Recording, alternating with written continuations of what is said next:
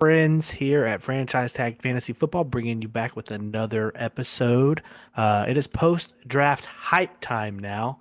So today's episode, we have a little bit of a news and notes, a draft recap, and we're mainly going to talk about draft winners and losers. Brendan did a great job of breaking kind of everything down into our little show doc. So props to him. But as always, guys, please, before we get started, be sure to drop us a comment, hit the notification bell, hit the subscribe button, like the video. Join us on Twitter. Follow us on Twitter. Join us on Discord. All the good stuff that we always tell you to do. So without further ado, guys, anybody got any quick questions? No, nothing? All right, cool. We're going to jump straight into it. Aaron Rodgers officially traded to the New York Jets. Right? He was at a Rangers game last night. Ray doesn't look too thrilled about this one at all. You just tired talking about it?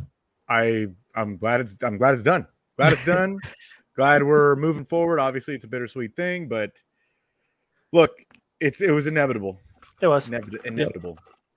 So it was might as well rip that Band-Aid off and get moving with Jordan Love, baby. Yeah, and if you guys watched the draft, they actually did something they haven't done in a long time, which is take some viable pass catchers that came out of college. Anyways, so they swapped 2023 first-round picks. So the Packers moved from 15 to 13. Jets moved from 13 to 15.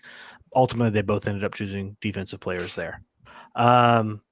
So they gave up also. Sorry, I don't know why my dogs are being stupid. I want to choke them out sometimes.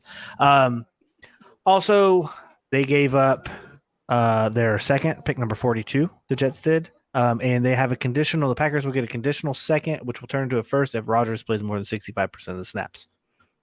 I said all that correctly. Yes. Okay. So Garrett Wilson automatically. Now we were just talking about this before show. He's a top 12 wide receiver for us and for fantasy purposes now. Yes. Put him where you want, but he will. Chances are end up in all of our top 10s. Yeah, he's my wide receiver 9. I think Ray has him way higher than out of all of us 3. Yeah, that's for sure. Right now, we were talking about it. I have him around the range you have him, Brennan. Yeah. I have him about 6. So on the opposite side of the ball, Christian Watson, along with the draft, Romeo Doubs, and Jordan Love season. How do you guys feel about that? I think Aaron Rodgers is a quarterback, a QB1 for fantasy purposes now too. I think he'll finish the 10 to 12 range right there at the end.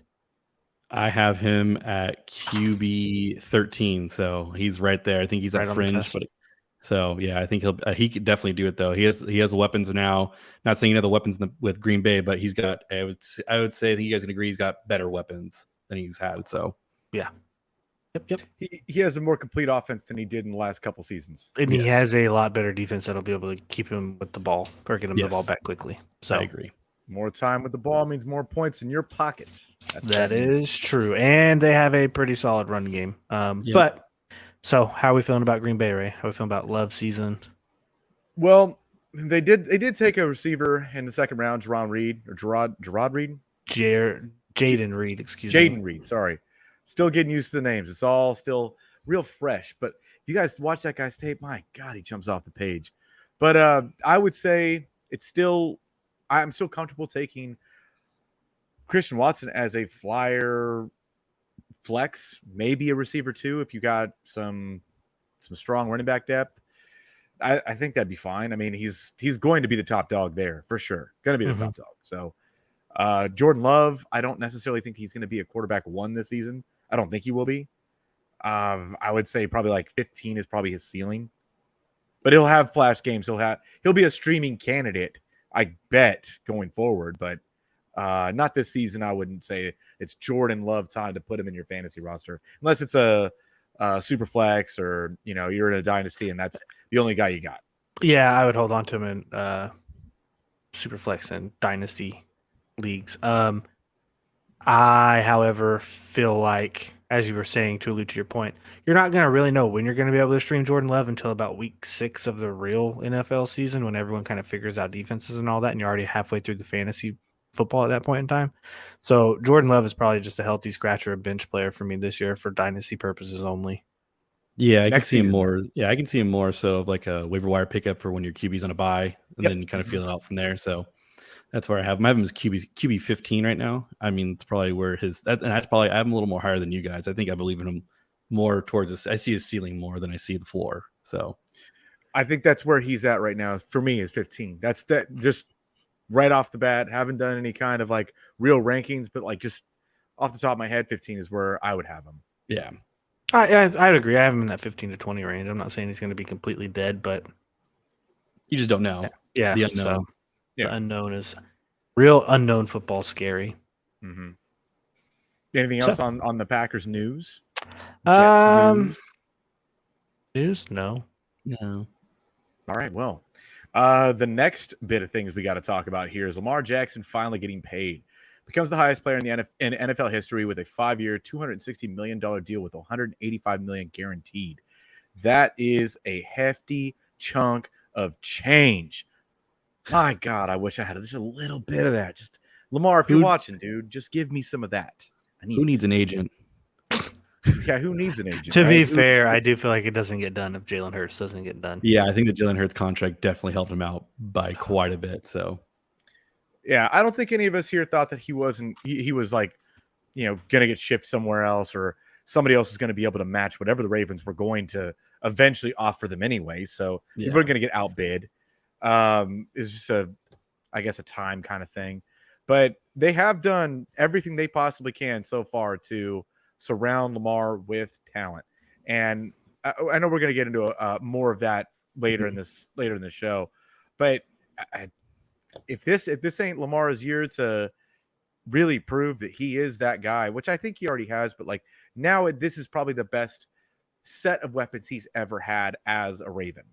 With the draft too. Yeah, I mean we'll get more into that, but yes, I agree that they definitely have said like, we have supplied you with the weapons, we gave you a new offensive coordinator, this is it, go show it, we paid you, now play like you're the best player in the NFL. Yeah, and the only thing I would have said that like I wish they would have done was to kind of address the running back room a little more, because I don't particularly believe in J.K. Dobbins. I think the Gus Edwards is kind of overhyped. I would have liked them to go get something else, but that's the only thing really I could think of. Outside of that, I think J.K. Dobbins is going to surprise you this year, coming back fully healthy, full offseason of being healthy. Yeah. I've never really been on him. That's why I don't think he's a bad running back by any means. But I mean, just look at what what 3 years ago, old Mark Ingram, like old in age, Mark Ingram did on the Ravens. Oh, when they were like circling through running backs like Le'Veon Bell and everybody else like that, when they're just going through any old name they could find. If you're in the Baltimore area and you know how to run the football, please come on by. Yeah. So, well, the last bit of news we have here is Jameson Williams is suspended for 6 games for gambling on NFL grounds. This news alert is sponsored by DraftKings. But all seriousness, who would have thought the NFL promoting gambling would cause problems? I, for one, am shocked. I don't know if you guys are shocked, but I am really shocked from this. So the other dumb part about this, and we were talking about this, and I get that it's legal for them to bet on other sports, but like right after you're on the shit list already, you've just got a suspension, and then he's gonna get busted, or not busted, but get caught again gambling. Like maybe don't. I don't know. It's so wild to me. So I don't have a problem with them gambling. If they want to gamble, okay, who cares? Yeah. Everyone goes to Vegas or does whatever. Gamble, bet on stuff, that's fine. Be smart enough to know that you can't do it inside of the facility.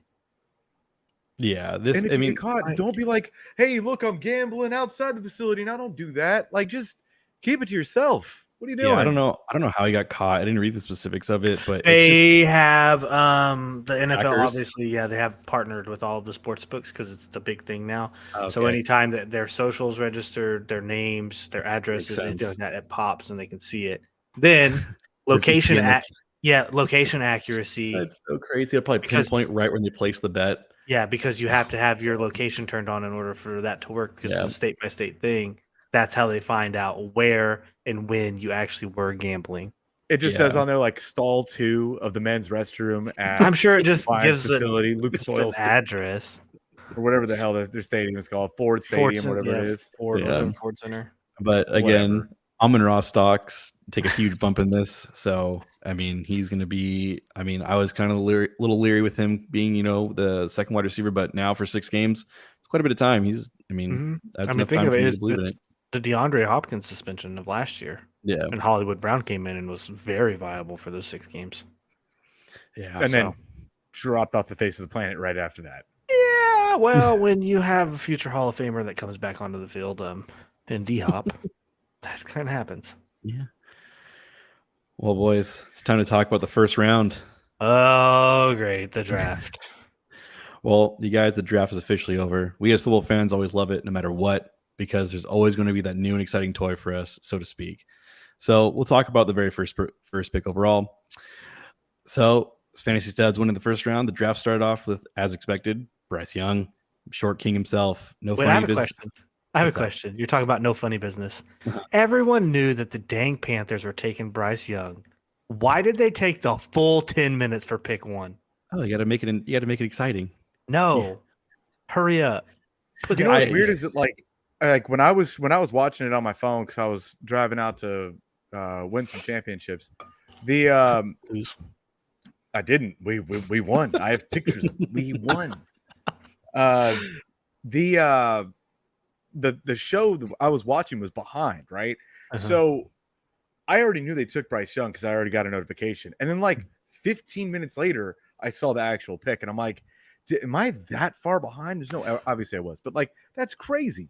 No. So writers get the thing and stuff like that. Like obviously like Schefter gets it. Yeah. Or Ari Mirov or whatever his name is on Twitter with My Sports Update. That dude had like 3 or 4 minutes before anybody else did. Yeah. That's why like during the draft, I don't check Twitter because it'll ruin it for you. If you, I had to turn off my, my sleeper alerts. Yeah. Cause it'll ruin it for you if you check it. So, but were either of you guys surprised in any way that they didn't go anywhere else? So you guys like, it was pretty set in stone. It was Bryce Young. And there's no shock factor to you guys? No shock factor at all. Well, here was the more, I guess you can say, shock factor. Following the second pick, Houston, which for a while the rumors were they were going to take a QB, which in essence made some of the roster was going to be a little hard to construct if they use it for the second overall pick on a QB, and then pick 12 would use it in another direction. But ultimately, some of the rumors speculated that the owner might have came in last second and said, we're going to take CJ Stroud. Others have said it was going to happen no matter what, and they just kept going in and out house. But man, did they have some cojones to trade back in for the third overall pick, following taking Stroud and getting D'Amico Ryan's guy all along, Will Anderson. Were you guys shocked that they took CJ Stroud, or were you guys pretty set in stone too with that? Everyone was like, they're not going to take him this. They're not going to take. I knew they wanted to take Will Anderson, so for me, it was the trading back to 3 was a little more of a wow factor than them taking CJ Stroud at 2.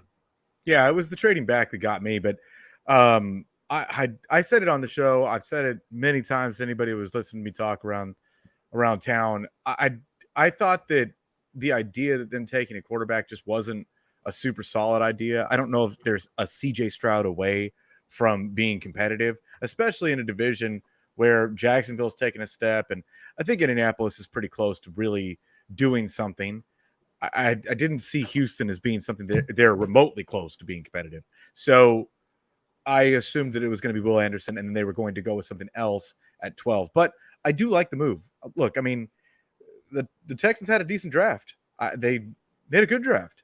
Yeah. And if CJ Stroud becomes that guy, great. If he doesn't, well, they're going to be back next year drafting Caleb Williams. So they're going to find out in 1 year.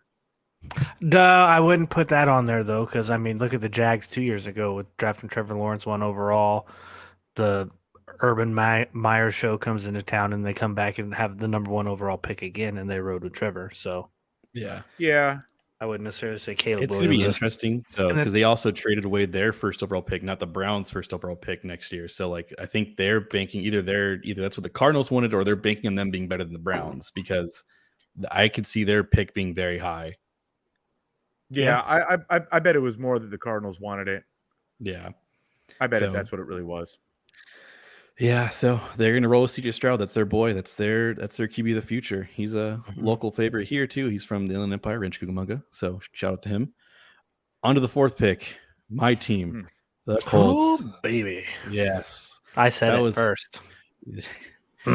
Anthony Richardson goes to my Colts. When I got onto the clock, I'm not going to lie to you both, I was a complete nervous wreck. I went back and forth all day, and I ultimately did say to myself that we were going to take Anthony Richardson, and we did. But damn, did Vegas give me a heart attack right before this, because Will Levis betting odds on the 4th overall pick went from -150 to -500 and all the way to -1500 right at 5 o'clock, and I was just the most depressed person you could possibly be, thinking that Mr. Will Levis was going to be on my team because I didn't want him. I will say I lost my voice that night. I shouted so damn loud when we drafted him. I was just so glad it wasn't Will Levis, and I'm now an Anthony Richardson #1 fan. And I feel like as Colts fans, we can finally move on from Mr. Andrew Luck. I think so. Hopefully. Yeah. It'll probably be rough the first year. He shouldn't see the field the first year. He should not feel. Brennan, do you want him to see the field at all? Personally, no, but he's going to. It's already been stated he's going to be on the field week 1. I think our owner said it. Yeah, it was, and that is going to be a very fun offense to watch. How fun it is for myself or the other team, we won't know, but it's going to be very interesting. We could be the #1 rushing team in the NFL. So that's the other part of it. I mean, if you're banking on your team being a more run-centric team, you have Jonathan Taylor. He's going to be back fully healthy, hopefully. He's put these injuries behind him. Mm-hmm. They do have a decent offensive line, which I would say is good. Out. It's probably the top 5 in the NFL if they're actually clicking. Yeah, they're all healthy too, because I know that Indianapolis had a lot of injuries last season. You're not going to have to ask Anthony Richardson to do a lot week 1. I personally would like to see him sit. I really would. I do too. I'd like him to sit for like a couple weeks, even for the full season. I mean, Joel Gardner. I don't know if we're going to be competitive. I doubt it. I really doubt. I think our win total's at like 6.5. So I don't expect us to win a lot of games. I would really like to, again, not quote unquote tank, but get another top pick. I'd love Marvin Harrison Jr. next year, another top wide receiver. But I mean, I'm excited we have Anthony Richardson. I'm glad that this whole QB carousel's over with, and I think as Colts fans, we're all excited as well. But yeah. All righty, on to the next. This is the wow, the whole to the moon. The Falcons, to no surprise, decided to go back offensive players in the first round and take the best running back prospect in this class, Bijan Robinson. In real life, this is a terrible pick, but this is a great landing spot for him for fantasy purposes. He immediately takes a job from Tyler Algier. Sorry, all you Tyler Algier fans, dynasty owners, not happening anymore. He's going to have no serious competition. One of the very few true three down backs left in the league. I'm excited for him as a player and possibly the production he's going to have in this league. Yeah. I want to see, and I know you say 3 down back, and I think that he will be, but there is some part of this universe that says that they go with a 3-headed monster. That's what scares me. Like, they would go, and I say 3-headed monster, it's not really a monster. It's just Bijan Robinson and then 2 backs that are taking away from Bijan Robinson and Tyler Algier and Cordero Patterson. I hope that it's not just, Bijan has, between the 20s and then it's a mix of whatever the hell else it is in the red zone. I hope that's not what it is. And every time that you get your hopes up for a running back going and getting all that work, it always ends up being like just a real gut punch when you see Tyler Algier take away 10 touchdowns on the goal line. Get that, I don't know. Yeah, on the goal line. Like, it's just a real punch right in the gut. Yeah. So I would say temper, but I like the idea. This is transitioning into next what we're going to talk about. But I mean, look at DeAndre Swift and Jamal Williams last year. Everyone wanted DeAndre Swift to be that thing, but Jamal Williams took away all the touches in the red zone. So if that's what kind of happens, then your Bijan to the moon stock is, as you were saying, Ray, is just. Yeah, you don't know. But I think that they would be foolish, just foolish, to not hand the ball off to Bijan 22 to 25 times a game. But they were foolish 2 seasons ago not giving all the work to Cordero. They were foolish again last season not giving the ball more to Cordero than they did to Tyler Algier. So I don't know what that's going to be. I hope it's 25 plus carries a game. I hope. Yeah, I pray. I have him as my RB4. I mean, I went back and I did it, and I was like, I was kind of surprised. I thought like, oh, it'll be like RB6. Nope, RB4. I'm very comfortable with him as RB4. I think RB5. My apologies, RB5 is where I have him at. So the names I have ahead of him are McCaffrey, Taylor, Eckler, and Barkley. That's about it for me. In redraft, then you're pretty much taking him in the top 8, then, right? Yeah. He's a first rounder. He's in that pick 12. And redraft, I would imagine he's going anywhere 1 to 6. Because it's probably a toss up between Justin Jefferson and Jamar Chase ahead of him. Those are probably really the only wide receivers that you're looking at ahead of him. And some people might value him more than Eckler. So it's as great as it is. So now we are on to the most stunning pick of the draft. Jahmyr Gibbs goes 12th overall to the Detroit Lions. I'm sure all of you were shocked. And if you want to be even more shocked, I was reported after the draft that they were considering taking him 6th overall, and yes, ahead of Bijan Robinson. Can you guys just imagine the uproar if they did that? If they just took Jahmyr Gibbs before Bijan? The Lions had one of the weirdest drafts I can think of in the last 15 years. What were they? You had Swift. You hated him that much? Is he really that much of a liability if he's not going to play? I love Jahmyr Gibbs. I think he's going to be great. I think that right now, if you're saying that Bijan is like 8 in a redraft, Gibbs gotta be somewhere near like the top of the second. Gotta be. Say 205. That's like the low end. I have Gibbs as my RB 26. The Lions, we saw it last year. The Lions, even though they drafted him in the first round, DeAndre Swift was an early second round pick. Like they can say that they favor the running back position, whatever they want. They've had bad luck. Garyon Johnson, DeAndre Swift. They brought in Jamal Williams, who got a bunch of work. He's now gone, but David Montgomery now, like they're gonna eat it. They're gonna eat into each other more than Tyler Algier is gonna eat into Bijan. Yes, I would say that's probably more likely. I absolutely. So I have to say that like if they are willing to go that far up to get him, they really like him. They really want to give him the ball, and if you got him at the 22nd, you're saying 22nd running back taken in redraft. That's like 20, 26. RB 26. Yeah, you're probably looking right around the end of the third, beginning of the fourth. I'm really excited about that pick then. Yeah, he's going to be very interesting because obviously we were all sitting there. We all on draft night were like, why? Just why? My immediate text was Swift dead. Yeah, I was literally RIP Swift. It was that, but I mean, essentially, as we get into this other thing, they traded Swift to the Eagles, who in their own probably had the best draft out of any team. I think it's hard to argue that they didn't have the best draft. Do you guys? They did. No, they did. I agree completely. Yeah, they took 2 top 10 players and with 10 and 30. So crazy. I just can't fathom. People are upset that people are just raving over them. Other GMs have been reported saying they're over it. It's like, well, why did you let them pick 2 top 10 players? Yeah, why did you let them pick? Why did you let them trade from 10 to 9 to get their player, and then again get the player they wanted at 30? Then again in the second round, trade up again to the second round to take who else they wanted. If you're over it, then say no. Apparently not. They're not over it. Apparently not. They are the Philadelphia Bulldogs, and as their name going forward, oh man, I don't care what anybody says, it's their name because their defense is ridiculous. But back to Gibbs, he's easily going to be my 102 in a 1 QB dynasty league for this rookie draft. He could easily be a PPR monster. I think everyone of us agrees with that. Yeah, I'm going to try to draft him in best ball for sure. Oh yeah, he'd be very interesting. Upside galore.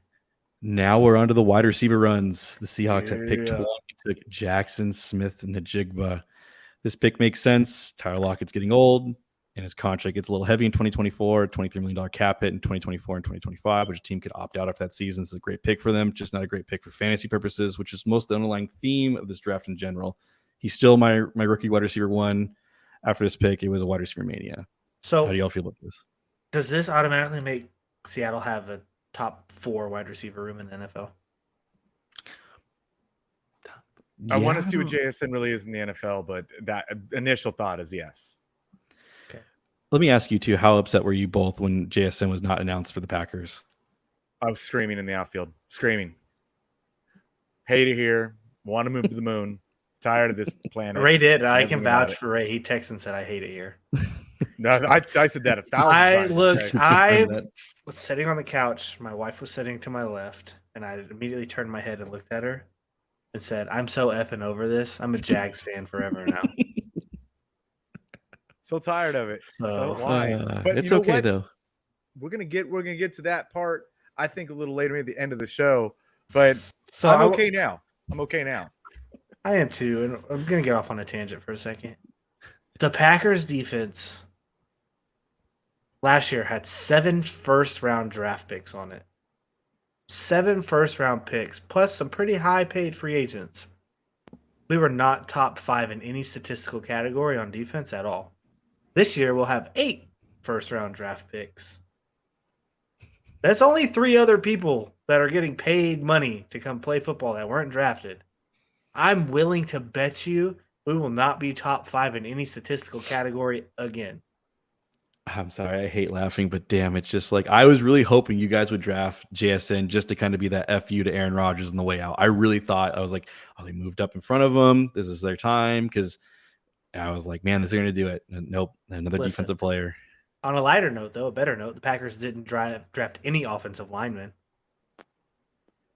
So that was a little more shocking to me. That's definitely a first, yeah.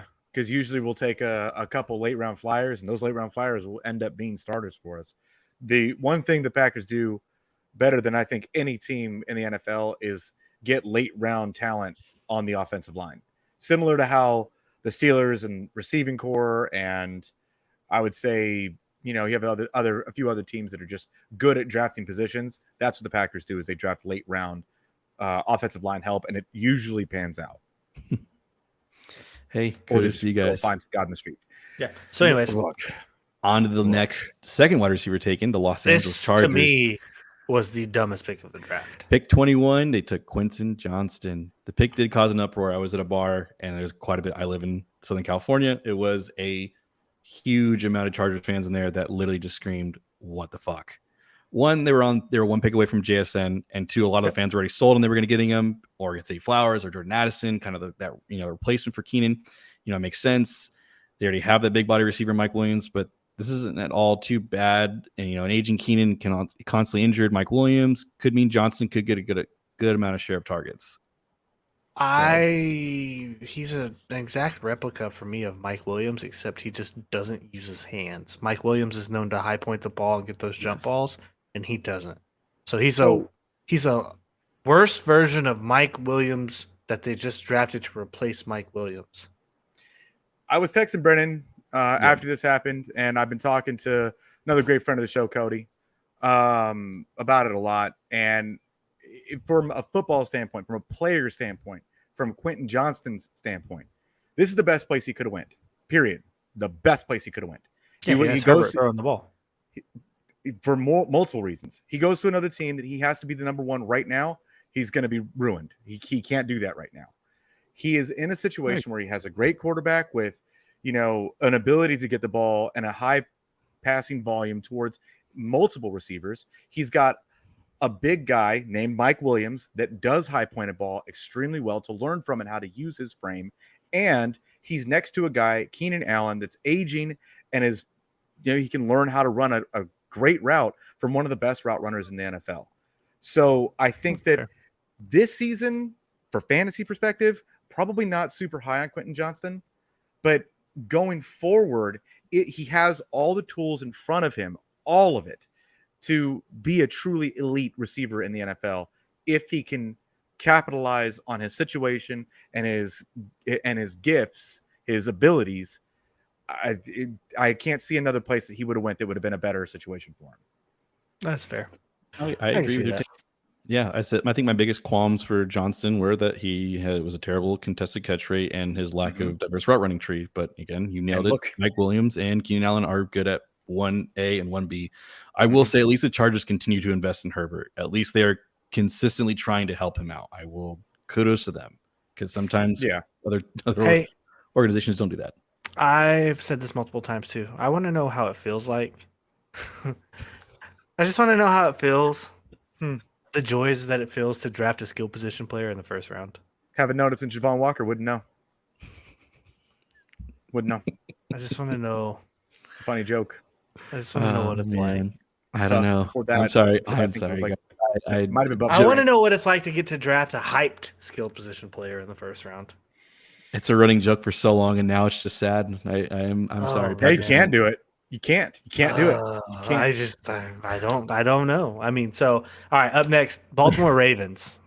Lamar got paid, pick 22. They take another wide receiver. They take Zay Flowers, Boston College. Yes, sir. Man. At least again, Ravens are investing in Lamar. They got OBJ. Now they got a young rookie in Zay Flowers. I think you guys can agree that Rashad Bateman takes a hit. Yep. I think it's the pecking order of things is going to go Andrews, OBJ, Zay, then Bateman. I think it'll change every week. Yeah, I could say, but I think Andrews stays at the top. I think Andrews is pretty Andrews consistent. is at the top. Yes. Yeah, but out of the wide receivers, it could be OBJ 1 week, Zay 1 week, and Bateman. I could see that. Yes. Yep. And it's a small pie, and no, this year I think the pie explodes. It's big. You think Lamar throws for 4,000 yards? I think Lamar has probably 600 passing attempts and gets close to 400. Yeah. So go ahead. No, I forgot to put in here the notes for the following pick, but go ahead. I'll include it in here, Ray. Go ahead. So I feel like the Ravens exist right now only to take receivers that I am so high on that I know could go to another team and be just wonderful additions. Rashad Bateman, Zay Flowers. It's just pain. It's pain for me. That's all it is. He was your favorite wide receiver. Thanks, you did like him. So yes. So now he's your favorite. Dead to me. Now he's dead to me. Yeah. So the Minnesota Vikings at pick 23 take Jordan Addison. How do you guys as Packers fans feel about that? It's not great. It's not great for a Packers fan, I can tell you that. You think about what Adam Thielen was doing for that offense. Now replace it with somebody that has a lot more quickness, pretty comparable hands, great route running, but I think he's a little smaller than Adam Thielen. But it doesn't really matter. You can take KJ Osborne and shoot his stock right in the sun. That doesn't mean anything anymore. It's unfortunate because that offense just got better because they drafted Jordan Addison. Somebody can come in and play week 1. Yeah, I agree. Yeah. I like the pick made me quite a bit of money. Had the Vikings at plus 700 to take a wide receiver and paid out for me. So I am very excited.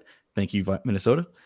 But on to the next thing. So the first time ever that 4 wide receivers went in a row. How do you guys rank them in regards to fantasy? All highly touted guys, all playing with competent quarterbacks, all playing alongside either stud or veteran wide receivers in both. Let me give you some statistical aspects of this. So in 2022, passing yards, the Seahawks had over 4,000, Chargers had over 4,000, Vikings had over 4,000. Ravens obviously were a little under, but they have vacated air yards for the Seahawks of 467, Chargers at 681, the Ravens at 1,200, and the Vikings at 1,100. How would you guys rank them this year if you were to rank who does well and who does the worst? For the receivers themselves, I would go most likely JSN, Jordan Addison, Quentin Johnston, and then Zay Flowers. I'm flip-flopping. I'm going Jordan Addison first. But I think he immediately comes into a starting role. Then I'm going to go JSN off sheer talent. Then Johnston, then Zay Flowers. Mine's pretty similar to Aaron. I think Jordan Addison gets the most yards. I think he can definitely get that. And then JSN and Johnson are kind of interchangeable. I think they both are in different positions than one another, but I'll put JSN just because of the pure talent. And then I think Zay Flowers is last. I think we all kind of agree with that one. Yeah. I think, to me, Johnson and Flowers, at least for this year, are more interchangeable to me than the other two. I think, as we talked about earlier, I think Johnson is just going to end up sitting back behind Keenan and Mike Williams. He's the 3 right now. Yeah. He's the 3. Yeah. And that's why I was saying JSN is absolutely, not absolutely ahead of Quentin Johnston. And I see where you guys are coming from too, but I think that both of them, JSN and Jordan Addison, are the 2s in their offense right now. I think they are. I think the JSN is probably going to supplant Tyler Lockett pretty early as the number 2 in that offense. I know that Tyler Lockett's always surprising us and he's always productive, but he is at the tail end of his career. And I think the JSN's talent will win over in that situation. Yeah. Sure. And then for the final first round fantasy relevance pick in the first round, the Buffalo Bills at pick 25 take Dalton Kincaid. They traded up. They did trade up, and they traded up in front of the Dallas Cowboys. I feel like this is the second time the Cowboys have been sniped at the tight end. They're usually going to take first Dallas Goedert and now Dalton Kincaid. So I think it's a huge hit on Dawson Knox for them to be pretty high on a first round tight end. I think their Dalton Kincaid slides in very into that tight end one. Mm-hmm. Yep. No, I think that's a great landing spot for him too. Great landing spot. Yeah. So it is. It's going to be an awesome landing spot. They need a viable number 2.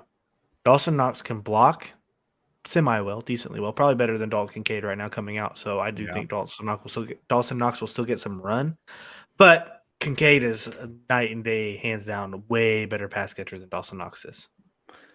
I agree. We're gonna get to rounds 2 and 3 kind of quickly here. Just kind of go over some guys who were, talked about as top prospects and where they went. It was kind of interesting, but we'll go over.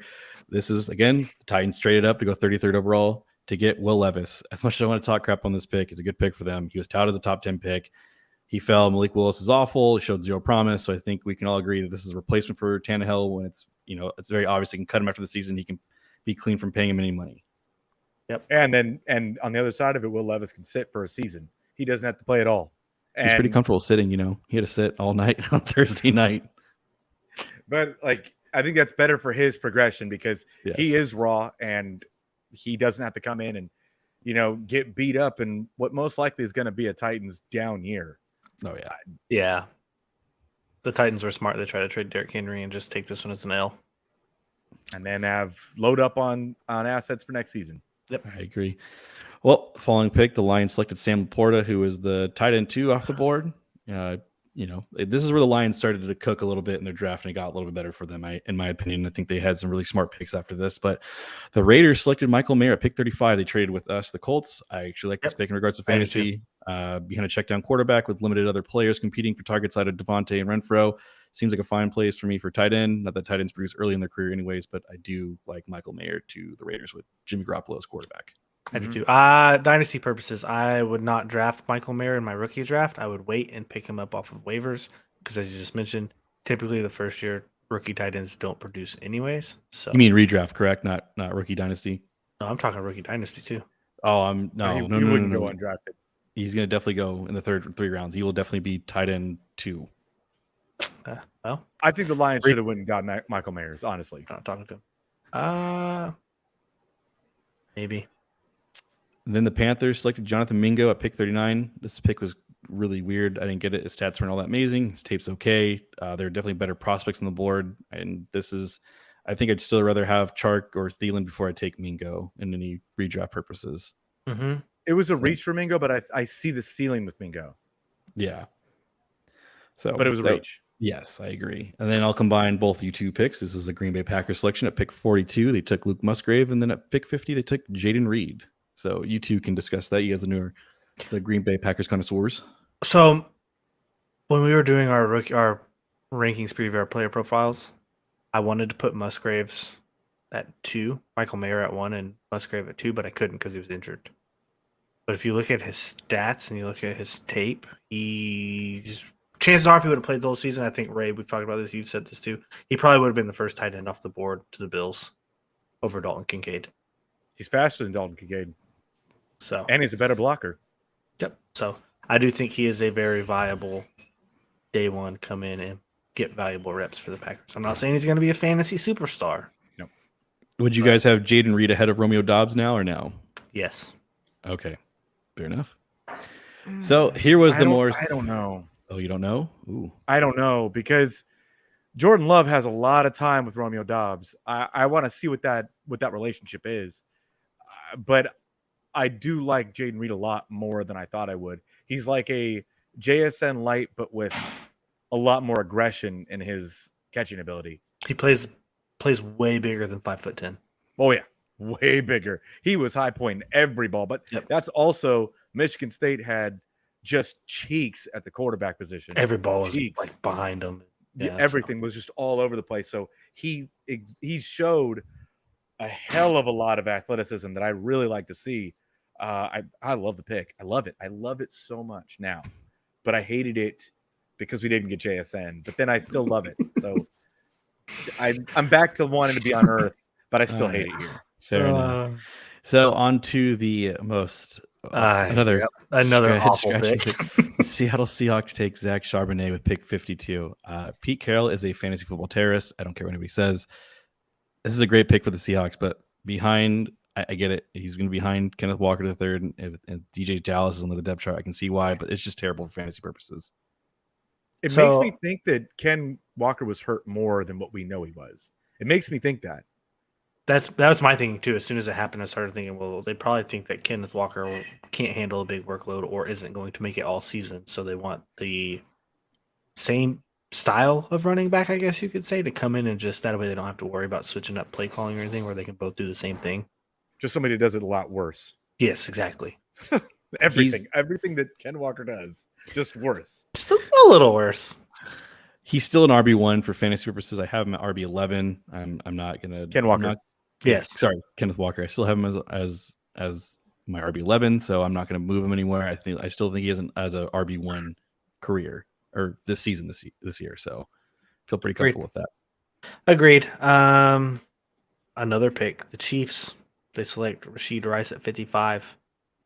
They just constantly draft Patrick Mahomes, people that we just don't really even talk about. It's Travis Kelce or nothing when it comes to fantasy purposes, besides Patrick Mahomes. So receiving wise, yes. I'm only taking Travis Kelce, and even then this year, I don't know if I'd take him in the first round. I had to like look at the board and see, but I don't think I'm taking him in the first round. He's still a first round player though. I agree. Cowboys have selected Michigan tight end Luke Schoonmaker at pick 58. He was a good pick for them. The Broncos have selected Oklahoma wide receiver Marvin Mims with pick 63. That's a very interesting trio of receivers they have with him. It is. It's Judy, not even a and trio anymore. It's because they don't they're really trying to get rid of. Yeah. Quad. I forgot. They have Tim Patrick still. They have Tim Patrick, yes. So they also have KJ Hamler too. Yep. And KJ Hamler was drafted right after Jerry Jeudy. So I would like to say this though. This is the first pick that Sean Payton has got to have input in when they came in. So I do believe Marvin Mims. I'm an Oklahoma fan from Oklahoma. I got to watch him a lot in college. He's pretty good. I don't think that he's going to come in the league and set the world on fire. I think it's going to take him a couple years, but he's good at high pointing the ball. He's good at hands catching, running routes, getting deep downfield, getting some separation. I don't know if they're going to re-sign Jeudy with this draft pick. Yeah, I don't know. I think they're trying to get rid of Cortland Sutton though. That's been their biggest thing. Every time I've seen trade rumors, has been Cortland Sutton been rumored to be traded. So be very interesting to see what he does. He's interesting because this is Sean Payton's pick. This is their guy, second round capital. So he's got some high capital. So on to the next one, the Lions have selected Tennessee quarterback Hendon Hooker at pick 68. He's only 3 years younger than Goff, which is just hilarious to me still. But hey, he could be their quarterback if they want to move off from him. Nothing crazy for me, but I still think Goff's the QB1 and will be there for the next season as well. Yeah, he's this year, next year's the last 2 years on his contract, right? Yes, that is correct. So maybe this is a way to transition. Yeah, I could see that. The Saints have selected TCU's running back Kendre Miller with pick number 71. It could be interesting since Alvin Kamara is facing a lengthy suspension, but fully expect Jamal Williams to still be the RB1. I don't think there's any debate with that. So, yeah, it could be interesting. The Giants traded up to select Tennessee wide receiver Jalen Hyatt when we broke down at pick 78. This is a very interesting pick because he could be a late season wide receiver too. He doesn't have a ton of competition, in my opinion. This is who I wanted the Packers to draft up until watching some of the Jaden Reed stuff. But fair enough. He's just, I think, good. But the Giants have 6 slot wide receivers on their roster. He's a one go kind of guy. Just go. Yeah. So he reminds me a lot of MVS. Yeah, that's mean. That's mean. Probably better hands. Probably with better hands. He's not as big as MVS either. Still, probably with better hands. Yeah. So the Dolphins select running back Devin Achane at pick 84. Talk about having the fastest offense in NFL history. Jesus. Why? Jeff Wilson is. This is a crazy offense, how fast it is. I don't think Dalvin's coming to Miami anymore. I think taking him in the third round pick makes it pretty clear that they are pretty comfortable with what they got going on. McDaniels can get really creative with this guy, and honestly, he's my RB3 in rookie dynasty, so it's a great landing spot for him. But obviously, we wanted Charbonnet to go somewhere else. But this is where we're at. So I think this is where we thought Charbonnet was going to go. Was Miami? Made sense. Mm-hmm. Yes, not. Ray, you can announce the next one. This is your boy, so you can get all excited. Oh yeah, here it is. So I remember talking about Tank Bigsby here in our draft profile, and calling out perfect landing spot, Jacksonville Jaguars, and you better believe Jacksonville Jaguars drafted him. It's so nice. Duval. So nice. Oh, Now man. I think this does hurt ETN. I still believe that he is going to get his, but I pointed out to the guys right before the show, and I think it's important to know that when they still had James Robinson on the roster and ETN was, backing him up, now they went and got a guy in Tank Bigsby that can do everything that James Robinson did, but just better. I do believe that it's going to eat into ETN a little more than what ETN owners really want to see. I truly believe that. I agree. So I think this is the end of our rounds 3. The rounds 2 and 3 that were kind of fantasy relevant. So the picks 4 through 7, again, it's really tough to kind of note pick, but the one that really stood out to me was the Bears selecting Texas running back Roschon Johnson at pick 115. He was Bijan's backup, but if you saw him play, he could have easily been their starter. He was electric. I think this guy could easily take over the backfield during the year. He'll start slow as a special teams possibly, but the opportunities that and the rookie running backs have, he's my RB4 for dynasty rankings. But I'm really excited for this pick. If you're talking about a sleeper pick, this is the guy. So yeah, I agree.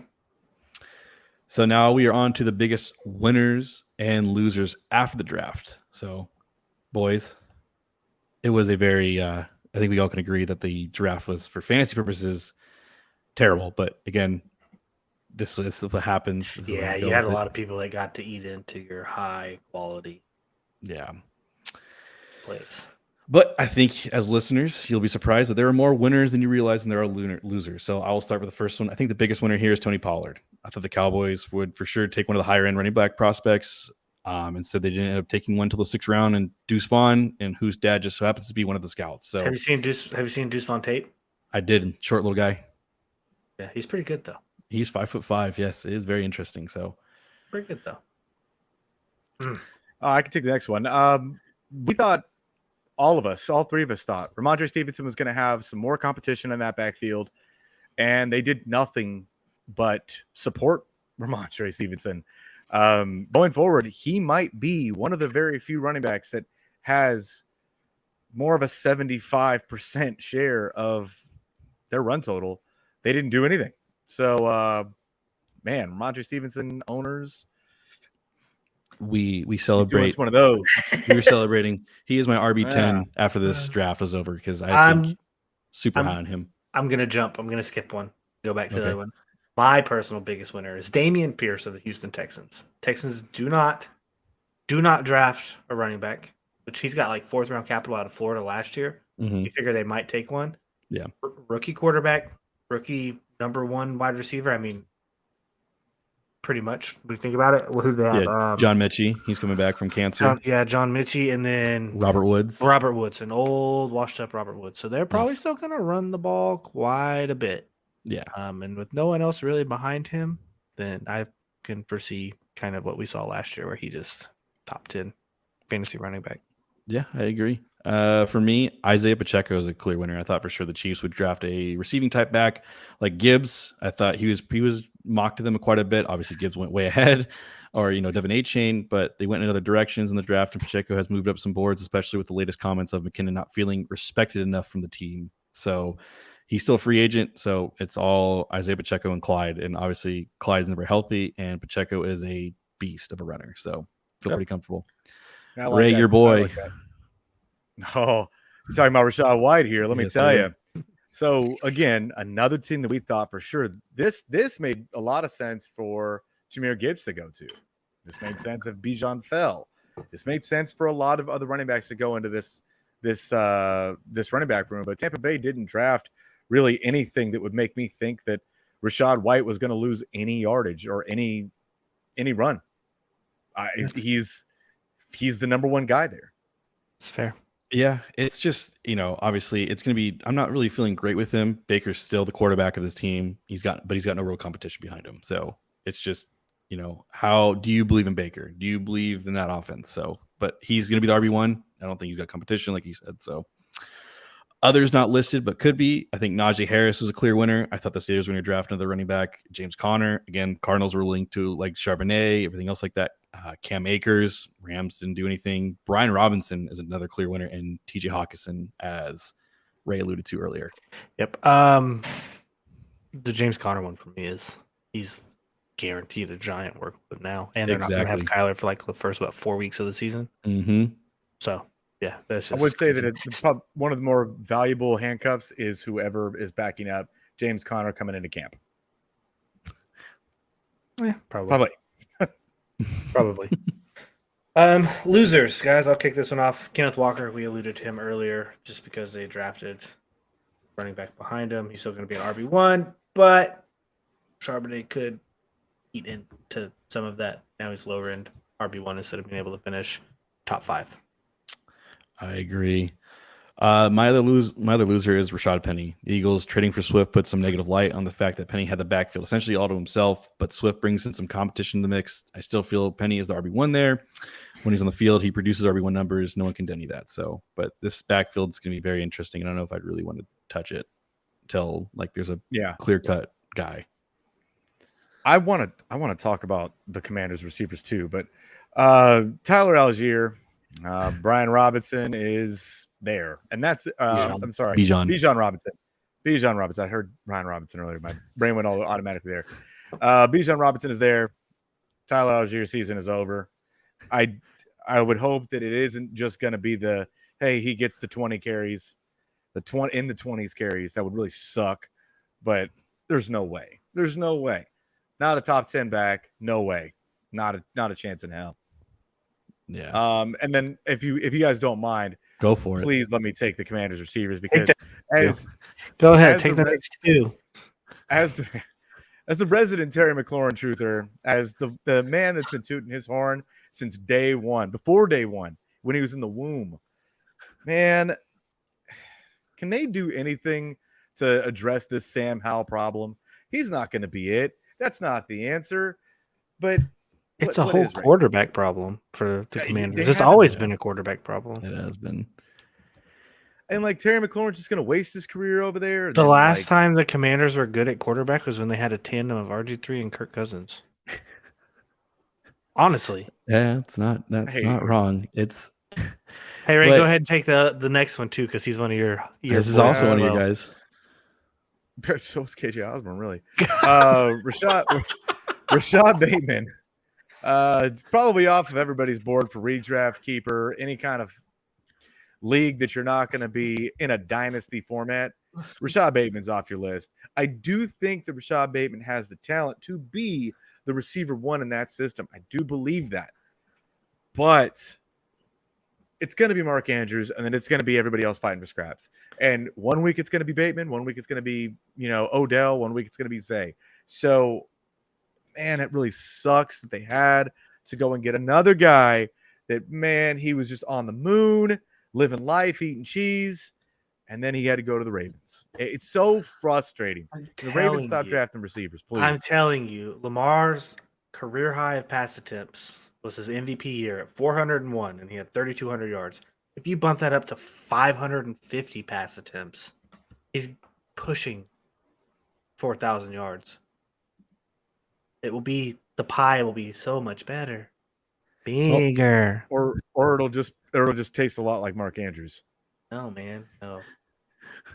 Listen, I'm trying to pump faith into you here. It's just going to be Mark Andrews.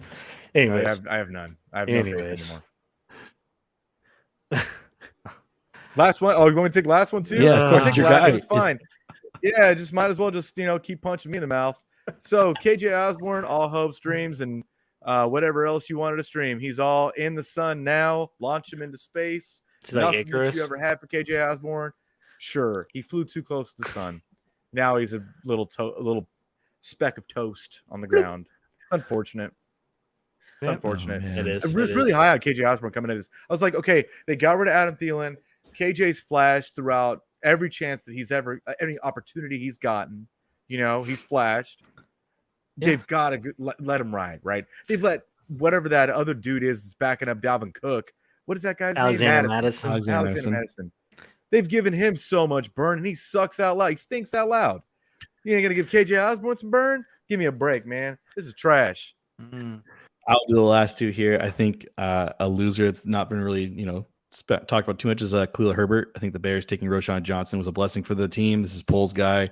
Poles was not a part of the Bears when he drafted Herbert, so he has no ties to him, no future long-term plans. I think it's a matter of time before Johnson takes over the backfield. He will be my sleeper for now until the camps come around, and you're going to hear a lot about how Roschon is great because he is. And my under the radar hit is Derrick Henry. Derrick Henry. The Titans did not take a first or second round receiver to lower the endless stacked boxes. I know you're hearing that, you're like, what the hell? Like, it doesn't matter. He runs through people.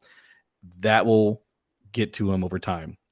They drafted Spears, who in the third, who will arguably split third down reps with him. I still value Henry very high and will be an RB1, but they did not help him for this season. No. Unfortunate. They also didn't help Tannehill. They're also not going to help Will Levis or whoever takes over after Tannehill. They aren't helping. Trying to lose, Aaron. If they get Caleb Williams, he's not going to turn. I don't think. Yeah, I don't think they're going to lose that many games, but I think they're trying to lose. It's not. I mean, I don't get it, man. Why would you trade away AJ Brown? I don't understand. You saw their coach. He was pissed when they did it. Yeah, he was right now. Fucking mad. I want to ask you guys. This is just a since we're the longest show we've ever done right now. Who is right now the consensus? Hey, they're probably going to have Caleb Williams next season. Who is it right now? Arizona. Who? For me, no, I don't think it'll be Arizona. I mean, they're not going to have Kyler for the first 8 weeks, 2 months. Yeah, that's fair. I think it's Arizona. Hey, would they move on from Kyler though after just? Oh yeah, I would. Yeah, they moved off. They moved on from Josh Rosen a lot faster. Well, that's because it wasn't Cliff Kingsbury's draft pick. Yeah, Cliff Kingsbury might not be there. I don't know. Cliff Kingsbury is not there. No, it's the defensive coordinator from the Eagles. It's that's right. He did get fired. Yeah, I think the Titans could be in the running. The Broncos could be in the running. Oh no, I don't know. I think it's the Cardinals. I think it's very much the Cardinals. I think the Giants could. No, they just paid. No, I think it could be the Commanders. The Commanders could be in the running. Yeah, I think it's between the Commanders. I think the Rams could. I think the Rams could be in the running. Yep, Rams and Commanders. I'm going Commanders. My pick is potentially the Buccaneers could be in the running. Name good players on the Cardinals right now besides James Conner and Kyler Murray. I mean, DeAndre Hopkins still there. Yeah, he's being traded. So I mean, mediocre Hollywood Brown, mediocre Zach Ertz, viable. I heard they still have. I heard they still have JJ Watt's locker still there. So name me good players on the Buccaneers that are going to do anything this year. They have good players. They have good players in the safety. They have the wide receivers. Yeah, they have Mike Evans. They're not going to get the football. I don't know. They have a good safety or secondary, in my opinion. All right, $5 right now. Everybody, put your money on the team. Cardinals, Rams. Commanders. All right. Dang, we all went different. You said Rams, right? I like how I planted that little seed for you. Yeah.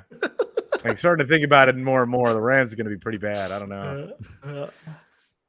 But that's all I got. That's all I got.